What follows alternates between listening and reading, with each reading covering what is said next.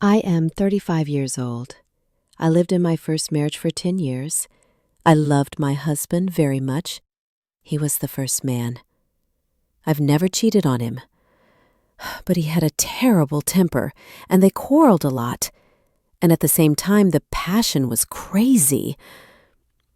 When my desired daughter was born, I realized that it was impossible to live like this.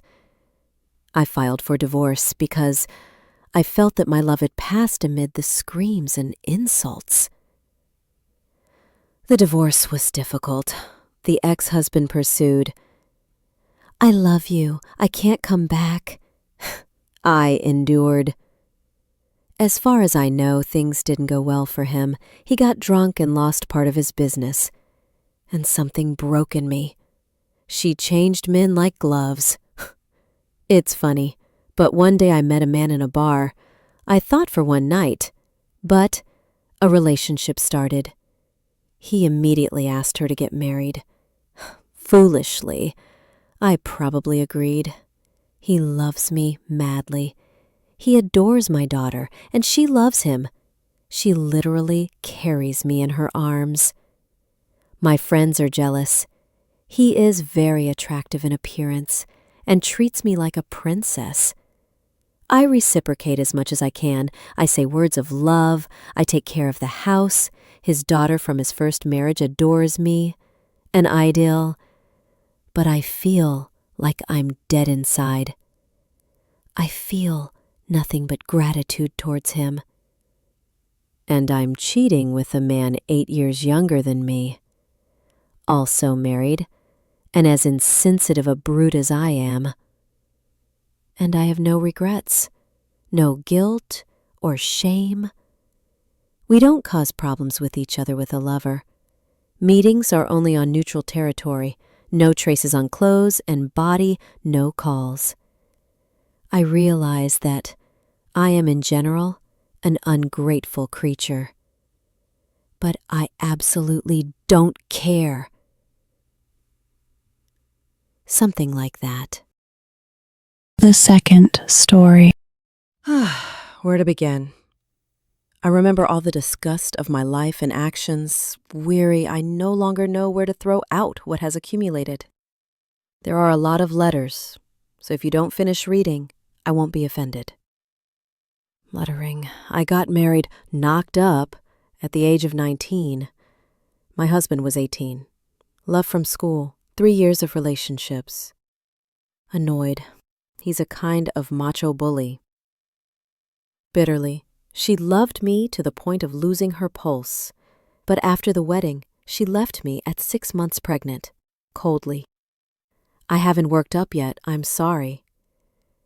Resigned, she gave birth to a son. Her parents helped with everything. She worked, but there was no serious relationship except for health. For the longest 6 months, although she is very attractive, tall, slender, with long blonde hair, normal character, economical, in moderation. But no one asked me to get married. There was a guy, let's call him Sasha, with whom we sometimes met intermittently for 2 years, flatly. Sex and no more. No romance, statuses, and spending time together. Explaining, both of them had other partners at the same time. No one was jealous, since the relationship was originally built simply on mutual attraction. Short pause. But one day, shocked, I realized that I was pregnant, and I immediately said that I was going to have an abortion. Frustrated. But I miscalculated the time, and the ultrasound showed me a 12-week-old man moving his legs and arms. In tears and snot, I call Sasha and say, desperate, what should I do? Short pause.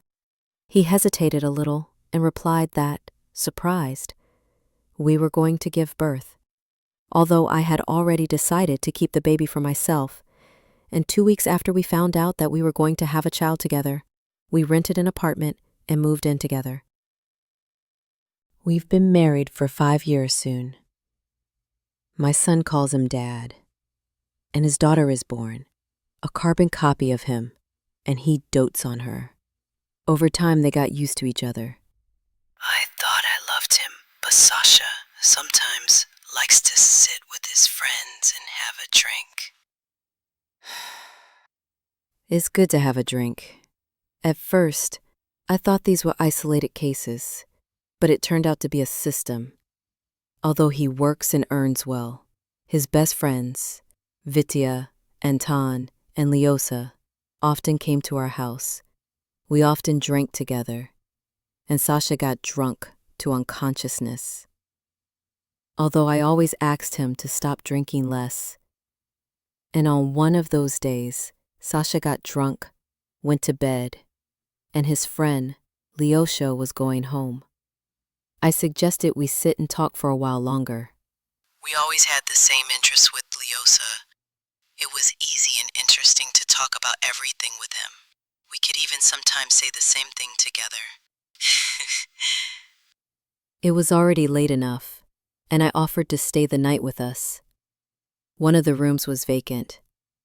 And then, without knowing how, I found myself in Lyosha's arms. I had never experienced such wild excitement. We kissed for a long time. He said, How beautiful I was. How lucky my husband was that he had me. Of course, alcohol played a significant role here. I would never have done such a thing in my sober mind. But I overcame myself, broke away from Lyosha's embrace, and went to sleep with my husband. I couldn't sleep until the morning. Over the next week, we met several times, pretending that nothing had happened, although I was shocked every time I saw him. A week later, we went to barbecue in a large group, and my husband got drunk again, so much so that he could hardly walk. Lyosa volunteered to walk home and stayed the night. We have been in this relationship for 2 years now. My husband guesses that we are connected not only by friendship. One day he asked, Why are you dancing in front of him like that? Very gracious. You don't act like that in front of my other friends. I turned it into a joke, that I'm just very hospitable. One day, I told my husband, Let's get divorced. You'll find a woman who will truly love you. He hugged me tightly. Still together. And I'm finished fucking.